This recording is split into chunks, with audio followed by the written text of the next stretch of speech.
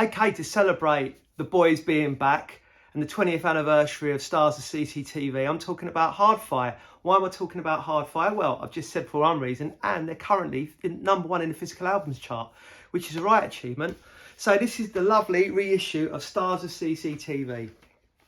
Now, I like Hardfire. I've spoken about them before. I got into them in quite a unique way. I went to a gig. There was a badge on the table. They weren't playing at that gig, or if they were, I got there too late. I remember the logo. I wore it on my jacket because I thought it was quite cool. And then at work, a few months later, the demo version of this album turned up, and I put it on, and I loved it. It struck a chord with me, I think, because it was kind of a bit clashy. The kind of, they sung songs about, trying to work their way back out of a bad situation, and they sounded really cool. They had melodicas on there, the bass was funky, everything about it, and I've stuck with them. I've always been a fan of them. And I get really annoyed because what's that term that was kicked around, that indie landfill, which I absolutely detest that terminology. So many bands that I like got chucked and lumped in with that, and I think it's bang out of order. Because this is a very, very good album, and 20 years, I mean, I can't believe it's 20 years old, but 20 years later, it still sounds fresh. So, the 20th anniversary edition. So they released it on it, it's a double LP. It's on lovely yellow record. Let me show you it here. When I take it out, nice yellow see-through, look at that. Lovely, isn't it?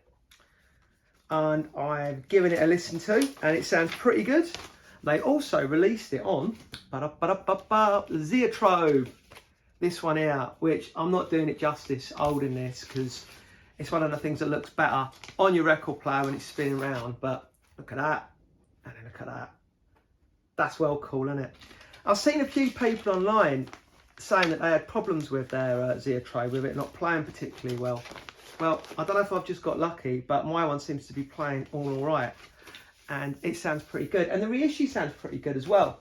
Now, I am lucky enough to I've got a first pressing of this. There aren't many of these kicking around now. But what's the difference, primarily, between the original and the reissue? Let me show you, talk you through it. So firstly, I think, unless it's an optical illusion, the camera is slightly bigger on the reissue than that one. Hopefully you can see both of them on there. And the writing's bigger on the new version of it. The main difference being, you've got a lot of like swanky, cool bonus tracks on here.